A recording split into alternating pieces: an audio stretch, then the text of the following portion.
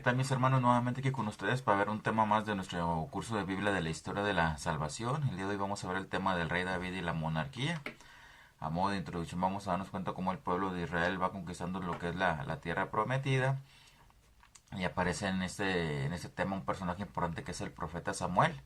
Vamos a ver a modo de introducción la historia del profeta Samuel. Se nos narra en el primer libro del profeta Samuel, capítulo 1, 2 y 3. Es una muy bonita historia, espero se las estoy comentando para que la lean en su casa, sepan cómo viene Samuel al mundo. Y a partir de aquí podemos empezar con el primer libro de Samuel, el segundo libro de Samuel, y vamos a ver algo de la primera carta del libro de los reyes. Recuerden, ¿verdad?, que tengan su Biblia lista, ¿verdad? Vayan leyendo los textos bíblicos que vamos compartiendo y que no se nos pase. Ya lo habíamos comentado a lo largo de que llevamos del curso. Cada uno de los personajes es muy importante que nosotros vayamos viendo qué características, qué cualidades tienen, porque muchas de ellas reflejan nuestra propia vida. Espero que ya estén listos y pues vamos a iniciar nuestro curso.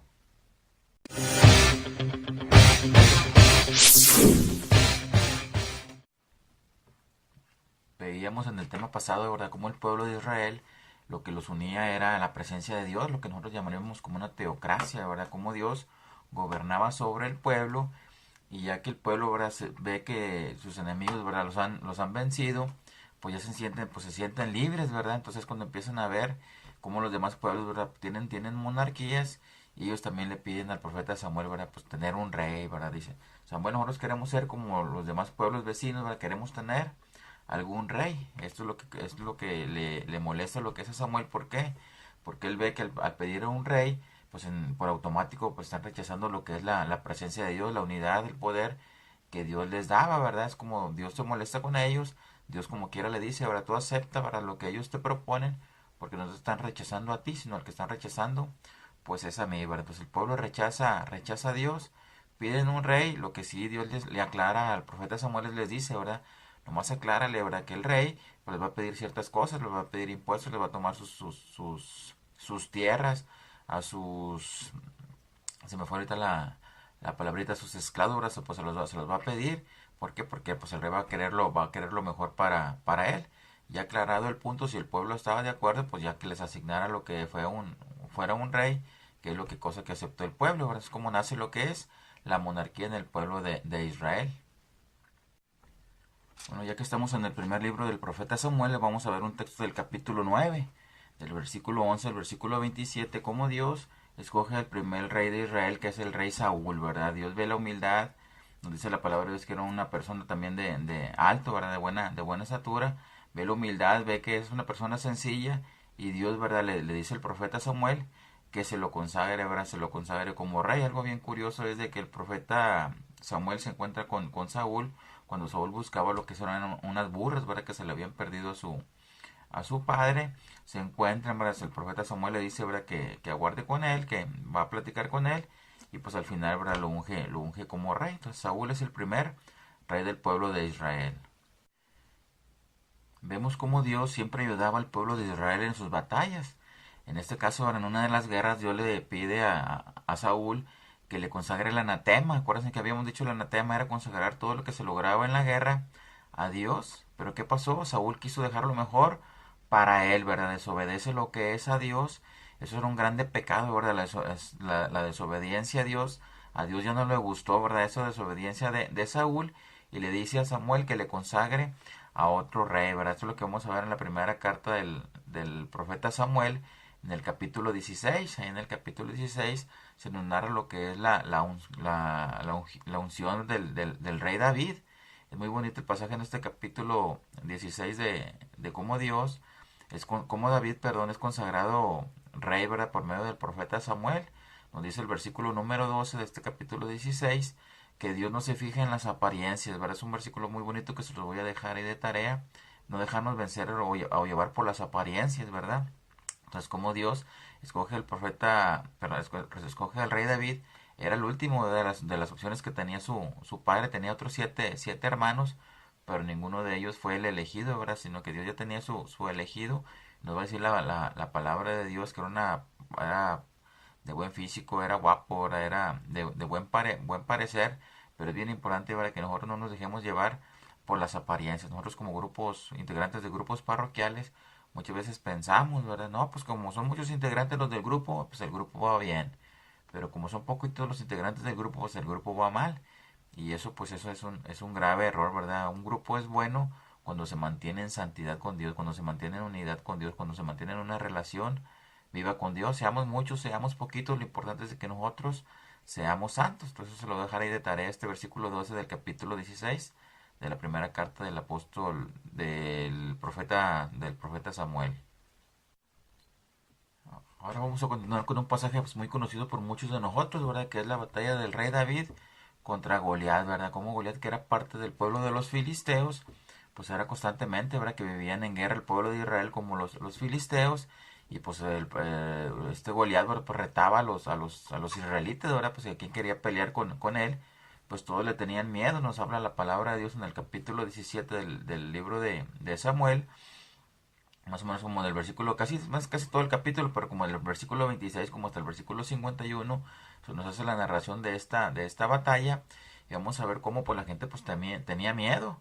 Manda a Jesé, padre de David, a ir a entregarle algunos alimentos a algunos de sus hermanos mayores, ¿verdad? Que se mantenían en la guerra, y ahí donde este David se da entera, ¿verdad? De cómo el guerrero Goliat retaba a los israelitas, y pues nadie se quería enfrentar con él, ¿verdad? Pues pelear con él. Y él que era valiente, ¿verdad? Pues él le dice al rey, ya sabes que yo quiero pelear con él, ¿verdad? Pues si tú me das la oportunidad, yo quiero pelear con él. Y algo bien curioso, ¿verdad? Pues a pesar de que era casi un muchacho, un niño, ¿verdad? Pues le quieren poner lo que es la armadura del rey, ¿verdad? Para que fuera a pelear. Pero pues vamos a darnos cuenta, ¿verdad? Pues que él no podía pelear con esa armadura, ¿verdad? ¿Qué enseñanza nos deja la palabra de Dios? Que cada uno de nosotros debemos de pelear con las armas, ¿verdad? Que nos ha dado Dios. Yo no quiero tener lo que Dios le dio a otro o a otro. Yo tengo que pelear con las armas, ¿verdad? Que Dios me da a mí. Va y lo enfrenta. Aquí este capítulo 17 lo quiero dividir ahí en dos partecitas, ¿verdad? La primera, como la palabra de Dios, del versículo 26 al versículo 47 aproximadamente, nos narra las circunstancias, ¿verdad? De esta batalla, ¿verdad? Cómo salía diariamente Goliat a retarlos, ¿verdad? Cómo le dicen, ¿verdad? Que el que logre vencer a Goliat, pues qué cosas o beneficios les iba a dar el rey, etcétera. O sea, hay que ir leyendo lo que es este bonitos pasajes en nuestra Biblia, para ir comprendiendo y haciendo partes, ¿verdad? De esta historia de la salvación, pues que también es la historia de la salvación nuestra. Y ahorita más adelantito vamos a ver la segunda parte, lo que es la conclusión, lo que es en sí la narración del combate de esta batalla, que más o menos debe ser del versículo 47, 48, 49, 50, 51, más o menos por ahí, donde ya empieza lo que es lo que es la batalla. Y el rey David, su arma, ¿cuál era? ¿Verdad? Pues era su onda, ¿verdad? Lanza la piedra y le pega lo que es en la frente a Goliat.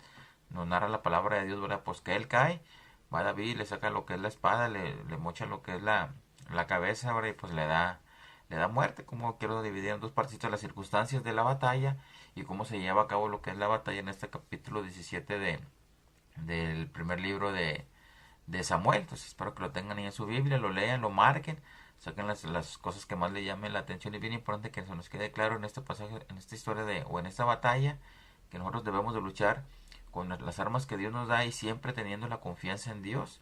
Como David se enfrenta contra Goliat con la confianza en Dios. Él sabía que Dios le iba a dar la victoria. Así también cada uno de nosotros. En el plano espiritual, en el plano personal, siempre tenemos un Goliat con el cual nosotros nos vamos a enfrentar, con el cual nosotros vamos a pelear. Y muchas veces nos hace inmenso, ¿verdad? Ese Goliat, ese guerrero con el cual nosotros nos vamos a enfrentar. Pero si nosotros confiamos en Dios, Dios nos va a dar la victoria. Entonces espero que se nos quede bien clarito esta enseñanza, ¿verdad? De esta parte del curso. Y vamos a continuar. No, pues ya el rey David, ¿verdad? Vence lo que es al guerrero Goliat, y el rey Saúl le llama mucho la atención, ¿verdad? Y suben los bonos del rey de David, que le dice, pues vente muchacho, vente a vivir allá a mi palacio, ¿verdad? Se empieza a quedar en el palacio real. Pues imagínense, ¿verdad? Yo me imagino a David, pues no se la creía, ¿verdad? Ya estaba viviendo lo que es en la casa del rey. Y para eso pues la gente empieza a tener mucha empatía por David, ¿verdad? Lo empiezan a vitorear, a aventarle piropos, y eso no le gustó al rey Saúl, ¿verdad? Que empieza a tener lo que es la envidia. Acuérdense que habíamos visto al principio de aquí del tema, cómo al desobedecer Saúl las órdenes de Dios, Dios ya lo quita, ¿verdad? Ya dice, tú ya no vas a ser rey, ahora voy a escoger yo a otro, ¿verdad? Entonces se aparta uno de Dios y le empieza a ir mal. En este caso Saúl le empieza a ganar lo que es la envidia, ¿verdad? Ve envidia sobre David y lo empieza lo que es a tratar mal. Entonces ya en una ocasión nos dice la escritura en lo que es en el capítulo número 18, ¿verdad? Del primer libro de Samuel, cómo David ya está en el palacio del rey y le llegan esas envidias al rey Saúl y lo quiere matar. Nos dice la escritura, ¿verdad? Que le manda una lanza, ¿verdad? Al rey David. Este la logra esquivar y la lanza se queda clavada lo que es en la pared, ¿verdad? Lo quería matar, ¿verdad? Como la envidia empieza a hacer efectos en la persona de Saúl y pues el rey, Dios protege siempre a sus elegidos, a las personas que confían en él y cómo David, ¿verdad? Logra esquivar lo que es la lanza y pues conservar su vida. ¿Qué hacía el rey David cerquita del rey Saúl? Como tenía esos achaques de malestar, esos achaques de envidia, los allegados al rey le decían, ¿verdad? Que le ocupaba a alguien que lo tranquilizara, que calmara su alma, ¿verdad? Y el rey David era un buen músico, ¿verdad? Dice aquí la palabra de Dios en este capítulo 18 que el rey David estaba tocando la música, ¿verdad? Para tranquilizar lo que es al rey Saúl. Aquí entran muchos de los coros, ¿verdad? Es bien importante, si tú eres parte de un coro, enséñate a tocar lo que es un instrumento musical, ¿verdad? La mayoría de los coros de nuestras parroquias siempre toca uno y tocan dos, y los otros 20 nomás, ¿verdad? Movemos la boca. Entonces, si tú eres parte de un grupo, de un coro, perdón, enséñate a tocar un instrumento musical, ¿verdad? Para que tu coro sea cada día más completo, ¿verdad? Porque me ha tocado que se sale el que toca y pues el coro, ¿verdad? Se deshace, ¿verdad? Porque pues nomás toca uno o tocan dos, ¿verdad? Entonces es bien importante que tú si eres parte de un coro, te enseñes a tocar, ¿verdad? Por los cantos, ¿verdad? Y a semejanza del rey David, pues es un buen músico. Bueno, ya continuando lo que es con el tema, vamos a ver cómo muere lo que es el rey Saúl. Muere en una guerra pues contra los filisteos.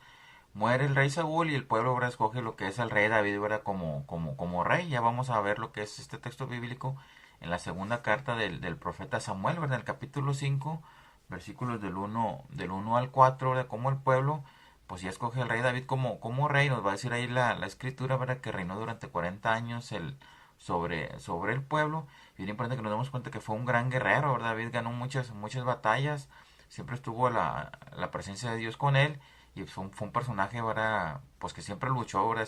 Siempre vio por el bien por el pueblo. Entonces hay que ir leyendo toda la primera carta del profeta Samuel. Ahorita vamos a ver algunas cositas de la segunda carta del libro de Samuel para que la vayan leyendo ahí en su casa, ¿verdad? Vayan marcando lo que es su Biblia, vamos viendo cómo es la historia, ¿verdad? O cómo nace, va como rey David, y pues todo el segundo libro de Samuel nos va a hablar de algunas batallitas. Es importante que nosotros conozcamos de esto, como les decía también en temas pasados, son de los libros que nosotros como católicos conocemos menos. Entonces es importante que como católico, como persona de un grupo parroquial, conozcas algo de la historia del pueblo de Israel, en este caso del rey David. Ya que el rey David se fue afianzando ahora en las guerras que tenía ahora para con los pueblos vecinos, él manda a traer lo que es el arca de la alianza que estaba confiscada en otros pueblos. Logran vencer a ese pueblo, se trae lo que es el arca de la alianza para la ciudad de Jerusalén. Y nos va a decir la palabra de Dios en la segunda carta del segundo libro de Samuel, en el capítulo 6. Pues es todo el versículo que yo les puedo comentar, el versículo 14 y versículo 15. Pero lo que es tanto del versículo 1 hasta el versículo 23, que es todo el capítulo 6 de este libro, ahora cómo se nos trae el arca de la alianza, que era el lugar en el cual Dios se manifestaba a través del arca de la alianza. Era un elemento sagrado, ¿verdad? Para el pueblo de Israel, como David trae el arca a la ciudad de Jerusalén, y si vienen en procesión, nos narra la palabra de Dios, que vienen danzando, vienen ofreciendo lo que son sacrificios.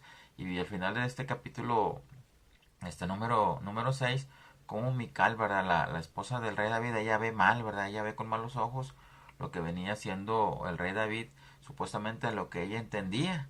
Pero como el rey David le dice, no, tú viste una cosa, pero lo que yo en realidad hice fue otra. Así hay muchas personas, ¿verdad? Que muchas veces me ha tocado que muchas veces que dicen, oye, es que tú adoras a la Virgen porque tienes ahí la imagen, ¿no? Una cosa es que yo tenga la imagen de la Virgen y otra cosa muy diferente, ¿verdad? Que yo la adore. Así también le pasa lo que es al profeta al rey David en este caso, ¿verdad? Lo juzgan o lo critican por algo que él no está haciendo. También cosa también muchas veces nos va a pasar a nosotros, o nosotros mismos nos vamos a estar juzgando, criticando a alguien por lo que pues, supuestamente nosotros vemos, pero la otra persona tiene otra intención. Entonces, como tarea, como enseñanza que nos debe dejar este segundo libro del profeta Samuel en el capítulo 6 es no juzgar por las apariencias, ¿verdad? Mejor preguntar, mejor investigar, mejor indagar, para estar seguro que el juicio que nosotros imitamos es correcto, ¿verdad? Entonces es bien importante que este capítulo 6 de la segunda carta del segundo libro de Samuel, digo, cada ratito carta, va como que me quedé en el Nuevo Testamento, en este segundo libro del profeta Samuel, lo leamos todos, aprendamos de las procesiones, ¿verdad? Como en nuestra vida es una procesión, es un caminar, ¿verdad? Es unir a la casa del Padre. En este capítulo 6 la iglesia toma en cuenta lo que es la procesión, la enseñanza de que nos demos cuenta que aquí en la tierra solamente estamos de paso ahora para ir a caminar al encuentro del Padre. Bueno, pues ya se llegan lo que son los últimos días del rey David. Ya ve que el pueblo de Israel ya ha vencido a sus vecinos. Hay una tranquilidad, hay una paz. Y el rey David quiere construirle lo que es una casa a Dios, ¿verdad? Él tiene la intención de decir, oye, pues si todos tenemos buenas casas, ¿por qué Dios no? Y él tiene la intención de construirle lo que es una casa a Dios. En este caso, pues el templo. Pero vamos a ver cómo Dios manda por medio del profeta Natán decirle al rey David, ¿verdad? Que él no va a ser la persona encargada de construirle eso, ¿verdad? Sino que va a ser uno de sus hijos. Yo me imagino que Dios ve esa intención bonita del rey David y Dios lo premia, ¿verdad? Eso algo muy bonito lo que es en el segundo libro del profeta Samuel en el capítulo 7, en el versículo 16. Este pasaje de la escritura va a ser lo que es la tarea de este tema, ¿verdad? Cómo Dios le promete, ¿verdad? Que el reino de David va a estar siempre, ¿verdad? En la presencia de Dios, ¿verdad? Dios siempre lo va a recordar y que de su descendencia van a ser lo que es el Salvador. Aquí es un pasajito bien bonito. Muchas veces a nosotros nos ha tocado escuchar mencionar a Jesús que le dicen Jesús el hijo de David, ¿verdad? Jesús es el hijo de David. Entonces nace de este pasaje de la escritura, de este texto de segundo libro de Samuel, el capítulo 7, versículo 16, como Dios le promete que de su descendencia van a ser el Salvador. O sea, eso le ha tocado lo que es en el versículo 1 de la carta, capítulo 1, versículo 1 de la carta de Mateo. En Lucas, ¿verdad? También se mencionan algo de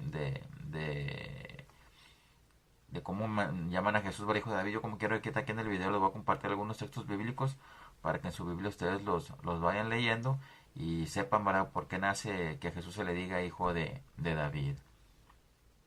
Bueno, ya casi estamos terminando lo que es el tema del día de hoy. Recuerden, ¿verdad? Déjenos sus comentarios, no se les olvide darnos lo que es la manita de Cristo para saber qué personas están viendo lo que son estos videos. Preguntas, dudas, ¿verdad? Déjenoslas aquí abajito, a la brevedad posible vamos a tratar de contestárselas. En este pasaje, ahora que seguimos todavía en el segundo libro de Samuel, vamos a ver en el capítulo número 11, los versículos del 1 al 17, cómo nos va a narrar lo que es la palabra de Dios. Nos dice, ¿verdad?, que era el momento de ir a la batalla, ¿verdad?, de ir a la guerra. Siempre por lo regular David siempre iba al frente, ¿verdad?, de la batalla, ¿verdad? Era el líder, ¿verdad?, del ejército. Pero nos dice en este capítulo que en esta ocasión el rey David no fue a la guerra, ¿verdad? Dice que no, se quedó lo que es en el palacio, ¿verdad? Se quedó ahí en el palacio y el ejército pues fue a combatir. Aquí una enseñanza que yo veo en este texto bíblico es cómo le ganó a la pereza, ¿verdad? Prefirió quedarse en su palacio y que el pueblo fuera a la guerra. Nos dice que estuvo en su palacio, era alrededor de la tarde, y algo bien curioso nos tocó, que nos va a decir la escritura, que ve que se está bañando una mujer, ¿verdad? Nos narra la escritura que era una mujer hermosa, una mujer bella, y pues le llamó lo que es la atención. ¿Qué enseñanza saco yo? Que muchas veces la pereza es la madre de todos los males, ¿verdad? Cuando uno no está haciendo nada, cuando uno no está dedicado un tiempo como a alguna actividad, por lo regular el mal siempre nos va a llegar de todos lados, ¿verdad? Nos va a empezar a bombardear. Entonces es lo que le pasó a lo que es el rey David. Pues ve que la muchacha está guapa, se está bañando, no tiene nada que hacer. ¿Y qué es lo que pasa? Pues la manda a traer, ¿verdad? Quiere estar ahí con ella y comete un pecado. A pesar de que él tenía muchas mujeres, comete un pecado porque esta mujer de nombre Betsabé ya estaba casada con Urías, ¿verdad? Era esposo de Urías, entonces estaba cometiendo pecado, ¿verdad? El pecado de adulterio, ¿verdad? Estar con una mujer casada. Entonces, eso es bien importante que nosotros siempre estemos alerta, ¿verdad? Si en nuestro trabajo, en nuestros estudios, en nuestras actividades, con nuestra familia, nosotros mismos, siempre estemos con nuestra mente, ¿verdad?, entretenida en algo, ¿verdad? Porque cuando muchas veces dejamos que la pereza nos gane, es cuando el pecado nos va a atacar, ¿verdad? Muchas veces nos va a vencer, como fue el caso del rey David, ¿verdad? Que comete este pecado y todavía, ¿verdad? Para tratar de esconder ese pecado de adulterio, porque él sabía que esa mujer era casada, al tener relaciones con ella, pues la mujer le dice, ¿verdad? Que quedó embarazada, ¿verdad? Quedé embarazada y pues ahora ¿qué hago? Entonces, ¿qué es lo que quiere hacer el rey David? Pues manda matar lo que es al esposo de ella para, pues decir que está viuda y ahora sí, pues hacerla esposa de él. Entonces aquí ya se cometieron dos pecados. La pereza le ganó y cometió lo que es el adulterio. Después de que comete adulterio, después comete el homicidio. Y también pasa igual también con nosotros. Cometemos un pecado y luego otro y luego otro y así el pecado empieza lo que es a crecer. Pues es importante que siempre nos mantengamos en gracia de Dios porque dejamos que el pecado nos gane y poco a poquito ya cuando acordamos ya nos alejamos nosotros de Dios. A ustedes les puede haber tocado algún conocido, algún amigo que estaba bien lleno de Dios y ahora ya no va ni a la iglesia, ya no va ni a la misa. ¿Por qué? Porque se dejó vencer, se dejó ganar por el pecado. Empezó no yendo a misa el domingo y luego después a las 500 volvió a ir y después ya ni a las juntas de los grupos quiso ir y después ahorita ya no va a ninguna misa, ¿verdad? Entonces, ¿qué pasó? Se dejó vencer por el pecado, ¿verdad? La pereza le ganó. Entonces la pereza es bien importante que nosotros la alejemos de nuestra vida, ¿verdad? Porque esa es la madre de muchos de nuestros pecados que nosotros tenemos. Pues ya que el rey David, ¿verdad?, cometió lo que es el pecado, Dios le manda lo que es el profeta Natán. Le va y le dice, ¿verdad?, que vaya y le reclame a David pues su conducta, ¿verdad?, porque realizó esos pecados, ¿verdad?, esas malas acciones, esa desobediencia a Dios. Y algo bien bonito, ¿verdad?, como el profeta Natán le hace ver al rey David, ¿verdad?, que le hace ver su falta y se lo hace ver por medio de una historia, ¿verdad? Le dice que había una persona que tenía muchos animalitos, muchas mujeres, muchas cosas y tuvo una visita y en lugar de matar a uno de los animalitos que esa persona rica tenía, pues va y le quita ahora el animalito a la persona que solamente tenía uno, a la persona que estaba necesitada, a la persona que casi no tenía. Y la reacción del rey David pues es de enojo, ¿verdad? Es de molestia. Y le dice, esa persona que hizo eso debe de morir, ¿verdad? Que es una persona abusiva, etcétera, ¿verdad? Entonces, ¿qué es lo que le dice el profeta Natán? Bueno, pues que esa persona que debe morir, esa persona que hizo eso, esa persona que es abusiva, pues le dice ahora que ha sido él, ¿verdad? ¿Por qué? Porque pues tenía tantas mujeres y porque ahora fue y tomó lo que es la mujer de Urías, ¿verdad? Es donde el rey David pues reconoce su pecado, ¿verdad? Reconoce que le falló a Dios, se arrepiente, ¿verdad? Y pide perdón a Dios, ¿verdad? También pasa también igual con nosotros, ¿verdad? Nosotros también tenemos muchas veces esas desobediencias, ¿verdad? Para con Dios y muchas veces nos gana el egoísmo, nos gana la envidia, nos gana el que yo no supe, el que yo no vi y nos hacemos locos, ¿verdad? No sabemos que Dios nos habla. Es bien importante ahí la actitud de cada uno de nosotros, como es bien importante arrepentirnos de nuestros pecados, ir al sacramento de la confesión, ¿verdad? Para que Dios nos perdone nuestros pecados y estar siempre en su camino. Aquí es el ejemplo que nos deja el rey David, como él reconoció, ¿verdad?, su pecado, ¿verdad? Como él reconoció su falta y es algo bien bonito que tomemos en cuenta cómo nos dice la palabra de Dios que el rey David compone lo que es el Salmo 51. Este Salmo 51 yo siempre acostumbro leerlo cuando me voy a confesar. Habla de cómo le pedimos nosotros perdón a Dios por nuestros pecados. Yo se lo recomiendo a ustedes, ¿verdad? Siempre que se vayan a confesar, lean lo que es el Salmo 51, es para pedir perdón a Dios por nuestros pecados. Y bien importante, ¿verdad?, que no duremos tanto tiempo en pecado, ¿verdad? Si nos cometimos pecado el día de hoy, pues tratarlo el próximo sábado, que es más común cuando uno se va a confesar, o los jueves, ¿verdad?, que son las horas santas regularmente, pues ir a confesarnos lo antes posible para que el pecado no esté dentro de nosotros. Hagamos un buen examen de conciencia y leamos este Salmo 51, nos va a ayudar mucho para arrepentirnos de nuestros pecados y pedir perdón a Dios y pues por ende pues hacer una buena confesión. Entonces bien importante que veamos este tema ahora, tantas enseñanzas que nos ha dejado lo que es la historia del rey David en su historia de la salvación, que como les dije al principio, pues también es la historia de salvación nuestra, lo que le pasó a él, también, ¿verdad?, muchas veces nos pasa a nosotros. Bueno, ya para concluir lo que es este tema, este bonito tema, lo que es del rey David, vamos a ver el tercer rey del pueblo de Israel, ¿verdad? Que fue Salomón. Como este Salomón, hijo del rey David, al momento de ser consagrado rey de Israel, él no pedía grandes riquezas, ni poder, ni cosas superfluas, ¿verdad? Sino que él lo que le pide a Dios es que le dé sabiduría, ¿verdad? Para poder gobernar al pueblo.